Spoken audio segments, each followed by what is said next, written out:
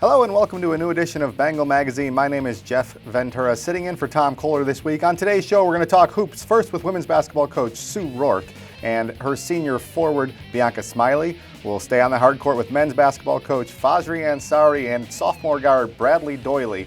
And in our final segment today, we'll go down under with a men's hockey player from Australia, Todd Graham. When we come back, we'll talk women's basketball with head coach Sue Roarke.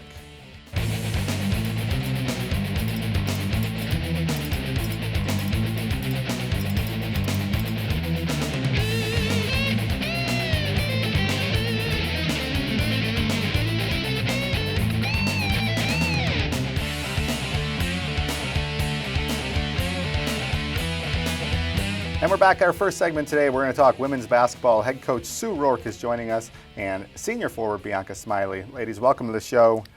16-3 overall, 11-1 at the top of the SUNY standings. 6 games left in the regular season. How have we gotten to this point so far? Yeah, I think we've done a nice job of taking it one game at a time and, focusing at the opponent in front of us. I think our conference is so competitive that if you overlook somebody just because of where they might be in the standings, you'll lose that game. So I think our players have done a really good job staying focused and just taking it one game at a time at this point. Now, one of your leading scorers, the team's leading rebounder next to you, ranking in the conference in both those categories. Bianca, talk about, from a student-athlete perspective, what is the strength of this team? We've really learned how to play as a team this year. I think with Stacy being back, she really pulled the team together. And like Coach said, we're taking it one game at a time, not really looking too far into the future. Right, with Stacy McElroy back and leading the team in scoring, from an outsider's perspective, one of the keys has been, Bianca can score 25 points and lead you to victory. The next day she can score 2 when somebody else steps up. Talk about the importance of having really 4 bona fide scorers on the team. Actually 5 now with the emergence of Mariah Norris as well. Yeah, we had a streak that we had a couple games in a row that we had 5 players scoring double digits, and that's been the first time in my career here that we've been so balanced offensively, which is nice because every once in a while you're going to have an off night from one of your scorers, and we have the depth now to make up for that and still be competitive in games if one of our top scorers has an off night. And you mentioned Stacy McElroy being back 2 years ago, 25-3, number 1 seed heading into the playoffs, and advanced to the championship game, but came a little short. And last year with some turnover on the roster, 13-12 record, respectable, and now this year back atop the SUNY standings. Talk about what the road has been like and what the difference between last year and this year really has been. Yeah, we have 5 seniors this year, so I think our maturity definitely helps of keeping our focus where it needs to be. And I think we also have enough returning players from that team that made it to the conference championship that I think as we head down the stretch here and into playoffs, I think that leadership and having been there before certainly should help them. A couple of milestones that I want to acknowledge on the show. Bianca closing in on 1,000 points, 22 points shy, I believe. Of course, for your career, freshman at Medaille, you scored over 300 points, so you're past that. But what will it mean or would it mean for you to get to 1,000 points in your career at Buffalo State in just 3 years? It's going to mean a lot to me. It was something that I couldn't do in high school. I never broke that in high school. So I knew that coming here to a college level with basketball, that was something that I really wanted to do. And does it add pressure right now, or is it something that, with 6 games left, barring injury or anything else, you're going to get there? So yeah, I'm not really worried about that, honestly. It's more about the team goals that I'm worried about. I mean, individually, I will be happy about breaking that, but I'm looking more at the team goals of winning every game and just taking it one game at a time. Great. And another milestone recently, your 100th victory as the head coach at Buffalo State. Just talk about what that means in the moment, and as, maybe you haven't had time to look back yet, but 100 wins at one place is a pretty big number, and it means you've been here a little while, which is a good thing for us.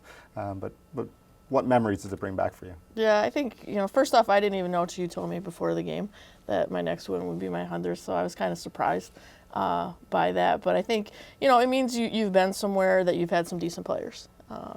So it's as much, a tribute to them than it is my career because, as a coach, you never win a game. You're just out there and helping them prepare. So it just, we've had some good players and had some success here, and it's as much their accomplishment as mine. This year's team's a little bit different than teams you've had in the past and teams prior coaches have had in the past. In fact, we're scoring over 70 points a game, the most by a Buffalo State team to this point since 94-95. We were talking, some of your players weren't born yet at that point. Is it a philosophical change, or is it just the fact that we have the kids that can put the ball in the basket? Yeah, I don't think it's a philosophical change. I think, we always preach defense first, so that's what we spend a lot of our focus on as far as preparation and what we're doing and things. But I think we've just gotten more balanced when it comes to the number of players that can score in double digits for us. Is it a student-athlete preference to be scoring 70 points a game and winning those sometimes high-scoring games, or do you prefer a grinded out? Because you can play at both ends of the court. Which is your preference? We love beating teams by a lot. What team wouldn't? I mean, we just really have been working on our transition game, and like Coach said, our defense has been really a big part of that. And of course, they say defense wins championships. If the Super Bowl is any indication, then we're taking care of business at both ends. We've got 6 games left in the regular season. First place is certainly not a lock, but that's what we strive for with the home Final Four then. 4 of those games on the road. What are you looking for out of your team for these final 6 games, especially this weekend at New Paltz and Oneonta? Yeah, with 4 of them being on the road, winning in our conference on the road is really difficult. So I think us, taking it one game at a time, really looking at each opponent and not, having our sights set too far down the road and hoping, we hope we're this versus, let's just take it one day at a time and make sure we're in a position that we want to be in the end. And I think, we've got some really tough competition in these next 6 games. So the conference is still up for grabs, and we can't, take it for granted just because of where we are right now. We've got to earn where we want to be at the end. Student-athlete perspective again, team confident heading on the road. Do you like playing on the road? It's always tough playing on the road. We've learned to not take any team lightly because on any given night, any team can come and win. Any time for nostalgia? This is likely your last time visiting a lot of these gyms. Is that something you're caught up in, or something you'll worry about after it's done? A little bit. I'm going to miss it a lot. I mean, I've loved playing here. We have one of the best gyms in the city, I think. Our facility is so nice. With 6 games left, hopefully we've got a couple more at home in the playoffs, and then NCAA, maybe you can see some new gyms that you haven't seen before. So, ladies, good luck this weekend in the final 6 games. Final 2 home games of the regular season, February 14th and 15th, with Brockport and Geneseo coming to the Sports Arena. Good luck the rest of the way. Again, thank you for joining us. When we come back, we'll take a short break and then talk men's basketball with head coach Fajri Ansari.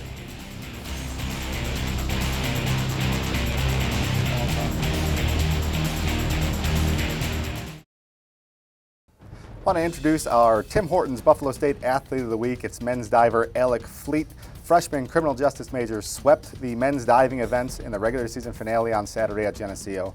He broke the Buffalo State, Geneseo pool, and SUNY records in the 1-meter dive with a 6-dive score of 365.25.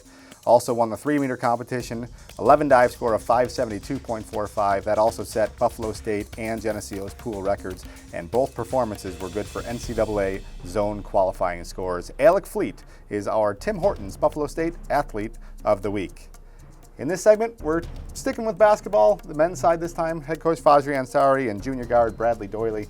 Guys, welcome, sophomore guard. I'm corrected, sorry. Bradley Doyley, welcome to the show. Kind of a turning point in the season here. Winners of 3 of the last 4. We've really put ourselves into a logjam in the middle of the SUNY conference.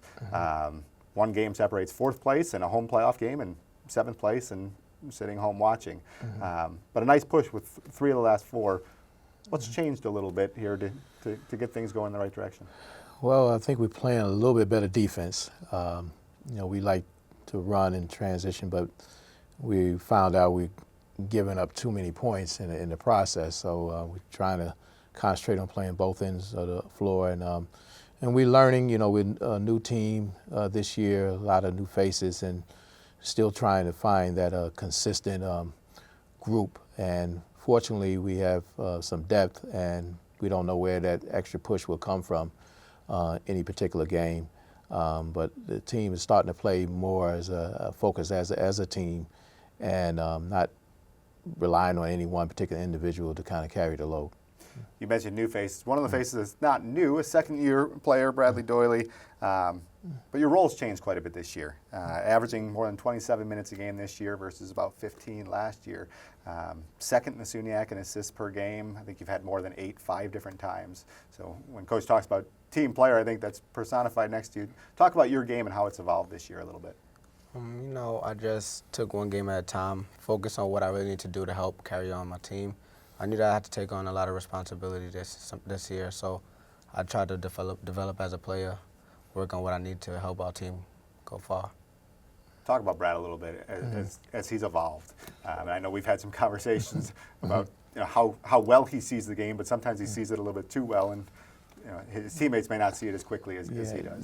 There's a kind of a cliche in basketball when you have a young team, they tend to play offense too fast and defense a step slow, and that's kind of indicative of our team this year, and I think we're getting better at it. But Bradley has very good court vision, and sometimes he's one or two plays ahead of everybody else. And so just trying to get him to slow down in points. He's a very good distributor, as you said, second in the conference in assists. But we don't want to be too rushed. We have to use strategies against certain teams and where we want to score at, and also defensively. We have to concentrate more. When you have good offensive players, they can't wait to get back on offense. But defense we want that challenge to be as exciting as when they have the ball offensively. So we've been kind of talking about that a lot the last several weeks, and slowly it's starting to pick up. It's a great conference, good games every night, and we're going on the road. It's going to be really, as you said, important these next few games, because it could be not only either in the playoffs or out, or even possibly, win a few games, you could possibly even get a seeding, since the first and second place team will get a bye this year. Brad, talk about your game a little bit more, because you've also become a secondary scorer this year, third on the team in points, which is sometimes a difficult role to figure out for a young point guard, the balance between taking your looks and distributing the ball. Talk about that process and how your game has evolved again. At first, I used to just playing as like my role, just trying to distribute and stuff like that, until coach told me just play my game, be more comfortable out there. He noticed that I wasn't playing as well as I usually would. He was telling me just whenever you feel you have an opportunity to go, just go. Don't think about it, just go, instead of like second guessing your opportunity. He noticed that I seen things faster than other people, so if I got to the basket faster or I can score faster, he'll just tell me, take the shot that I think I'm most comfortable with. And that's when I started scoring. Coach, talk about, you mentioned the SUNYAC and the parity that there is within the SUNYAC, but there is very differing styles of play within the SUNYAC. And we're an extremely high-scoring team. Yes, we allow the most points in the league, but some of that is dictated by our style of play. We take more shots, therefore the opponent's going to take more shots. So it's not always. I think sometimes we get this this rap that we're poor defensively, but that's not necessarily the case. Well, I think we have demonstrated in certain times of the game we can really lock down and play defense when we make up our mind. Just trying to get that more of a mindset, and it's not always that way when you are kind of an offensive, scoring team. I agree with you. Some people may think we need to play not any defense at all, but we're trying to balance that out. I'm not out just to see how many points we score. If it's 2-0 and we win, we'll be happy with that. So we try not to rush as much. Because when you take your time, be a little more deliberate on offense when we don't have a clean fast break. Like Bradley said, sometimes he'll pass up a shot he can make trying to make a play, and then we wind up getting a turnover. So actually reading the court and having what we call basketball IQ, and that's something that has to kind of grow and develop. And I like the fact that we have still not anywhere near peaked out as a team. I think we're still growing. I think evidence of the improved defensive play was perfect example was Saturday against Cortland, a huge overtime win. They had the ball with 20 seconds left, I think it was, at the end of regulation, and didn't get a shot. So I think maybe last year or earlier this season they may have come down and gotten a pretty good look, and they didn't get any look, and they didn't even get the ball out of their hands. So I think there's evolution there that's very evident. About a minute left. Same schedule as the women, 6 games left, 4 on the road. Talk about what you're looking for out of these, especially the 4 road games coming up. Well, it's going to be important to get a good start. Sometimes we spot leads and then we come back, and been fortunate enough to pull some of those games out. But on the road, you don't have much margin. We've been a little challenged on our free throws, so all the little small fundamental things. We can't assume that we we not do those things and expect to get a win on the road. So, the free throws, the layups, playing tough defense and trying to establish our, aggressiveness right from the very beginning. I think that's going to be important. Certainly no off night in the SUNYAC. You get into the postseason and anything can happen, guys. We'll be rooting you on for the final 6 games, final 2 home games, February 14th and 15th as well. Good luck this weekend. Thanks for coming on. We now have a special installment of Pros versus Joes featuring women's basketball player Olivia Luciani and sociology professor Dr. Ron Stewart. Enjoy. Hi, everybody. Welcome to another installment of Joes versus Pros. We're on the hardwood today in the sports arena, going to shoot some hoops. And with us, Olivia Luciani from the women's basketball team, the sharpshooter. Got her fan base here. Olivia, you ready for this? I'm ready. She is ready. The Joe, right here, Professor Ron Stewart from sociology, also a member of the Faculty Staff Basketball League on Fridays. They play for about an hour before they absolutely faint with exhaustion. But anyways, Ron, that's another story. Are you ready for this? I'm ready for this, and my hero is Richard Sherman of the Seattle Seahawks, and I'm going to beat your butt. And on that note, let me tell you the rules, everybody. We're going to give you a cart full of basketballs. You have 30 seconds to shoot as many basketballs and obviously make as many basketballs from outside the three-point line, okay? 30 seconds, winner with the most, winner overall. You are going first. Does that change your strategy at all, Ron? Oh, not at all. a winner is a winner. We're ready to go. Let's play Joes versus Pros. Professor Stewart, we're going to count it down to 3. Are you ready to go?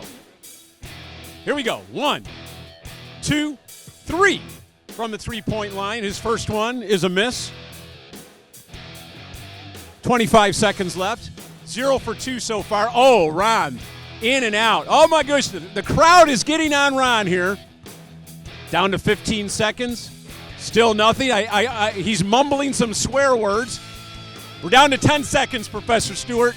There's one. 8 seconds. You got time. Oh, come on. 5. Get 1, 2, get 1 more. We'll count it if it goes. No, it won't go.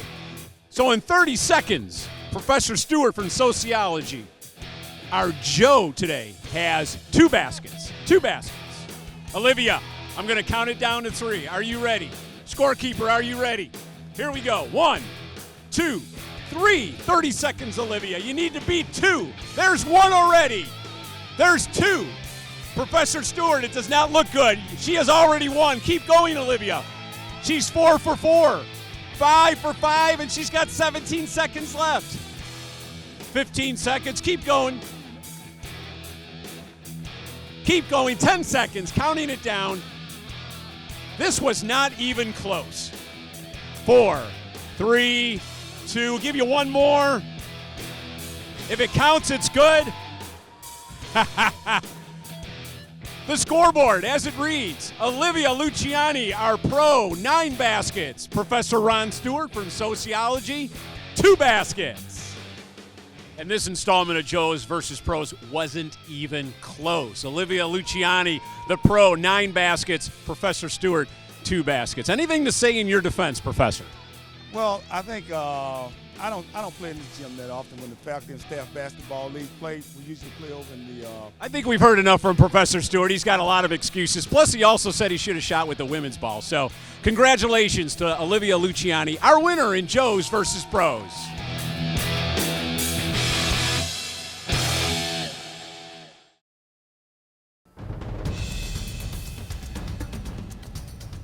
Welcome back to Bengal Magazine. Our final segment, we're joined by 6'5" men's hockey defenseman Todd Graham from Park Orchards, not Orchard Park, Park Orchards, Australia, just outside of Melbourne. Todd, welcome to the show. Talk about, you've got an interesting story. Born in Australia and then traveled the world, basically. Tell our viewers about your upbringing. It's actually a very long story, but I was born in Sydney. Moved to Minneapolis, when I was 10 weeks old for my father's work. Lived there for 6 years, went to elementary school, everything. Moved back when I was 6, back to Sydney, and then lived in Sydney for a year until I was 7, then moved down to Melbourne. And then from 7 till 15, I lived in Melbourne. And at 15, I got a rare opportunity to go and play U16 AAA in Fort Lauderdale, Florida. And then went over there for a year, did my sophomore year there. The next year after that, I spent 2 years in Burlington, Vermont, and after that I got the opportunity to go and play in LA, and then went to LA, spent a year there playing in the Western States Hockey League in Valencia, California, and then came back to Hartford, Connecticut for 2 years, and then was recruited to play here. So quite the, no place is home, or every place is home, Yeah. however you want to look at it. So I assume you got your introduction to hockey the time you were living in Minnesota. Is that correct? Yeah, we had a pretty stereotypical. We had an outdoor rink across the road, and it would always freeze over, and I'd kind of go along. I had a brother living with me at the time. He's about 10 years older than me, so he'd take me out, and still have my little skates. They're about 3 inches long, you know. But we'd go over there, and you know, we'd just muck around, and eventually I just caught on. And Minnesota's a hockey state, so it kind of just soaked into me, I guess. And then in the time you were back in Australia, to our viewers, is there hockey in Australia? Were you able to continue your career there? At the time, ice hockey wasn't very big. I only started playing competitive hockey when I moved down to Melbourne. I started playing inline hockey, roller hockey first. That was a very big community down there. And usually you'd see a common trait of everyone who plays roller hockey plays ice hockey as well. So it took me about 5 years, honestly, until I was 13 to try ice hockey. And the first time I tried it, I absolutely hated it. I hadn't skated on ice, you know, in quite a long time. After skating on roller skates, it's very different, and I couldn't, you know, figure out stopping. And at such a young age, I was looking at the obstacle in front of me. I wasn't really looking at the result, and I stuck to it. Actually, I had a coach, Warren Porter, and he told me, he said that you're going to play on this team and you're going to eventually like it. And he made me come to every practice for the whole season. After the season, I absolutely loved it. Never looked back. And then I haven't played roller hockey since. A fascinating path. Now you've been here. You go home during the summertime, our summertime, which is your winter time. Your folks still live back in Australia. Yep. I know you mentioned a few weeks ago that you haven't seen summer in a few years. I think people think of Australia as beautiful beaches and sunny and beautiful. But that's not quite the case for what you've experienced recently. Some places you go and it'll be summer all year round. Where I'm from in Melbourne, it's the most south part of Australia. So if you go even more south, you're going to hit Antarctica. So fortunately, it does get warm in winter, but the winters are about 32 degrees. That's the coldest it'll get. It'll be cold and windy, especially where I live in the city. It's a huge wind tunnel. It's just constantly windy. But then again, in the winter, you can get days that'll be 60 or 70, and then later on in the afternoon it'll be raining. So you get all 4 seasons in one day. Very nice. We were just talking yesterday at home about how depressing the winter can get, and I can imagine for 6 years you've only seen winter. So yeah. So good for you to keep your spirits up. Your parents had the opportunity to come and see you play at Buffalo State for the first time a week ago. We're over here for a little bit and talk about what that meant and what that experience was like for you and for them. It was good. They haven't been over to visit in quite a long time, just purely because it's tough to make such a big trip. You have to make arrangements and with work and stuff and getting time off and helping with family. They were here for Curry and then Cortland Oswego for our senior night, and actually it was probably a good weekend to come. We ended up beating Oswego, first time in the history of the program. So that was good for them to experience. But yeah, it was really good to see, them come and experience Elmwood Avenue, Buffalo, just in general. They went up to the falls for a bit. And really, when I was deciding to come here, they kind of just put all the responsibility on me, gave me all the responsibility, and said, you know what, if you feel it, you can do it. So, and have emerged as a top 4 defenseman, one of the leaders of the team, and play a variety of different roles on a team that's in 3rd place. Like you said, a huge 4-0 victory over Oswego a week ago, and positioned us very well to make a run at a possibly top 2 spot in the SUNY. Great story. Thanks for coming on and sharing. Good luck the rest of the season. That'll do it for this week's Bengal Magazine. Thanks as always to our great crew and instructional resources working short-handed today. Again, thanks for watching. We'll see you again in 2 weeks for more Bengal Magazine.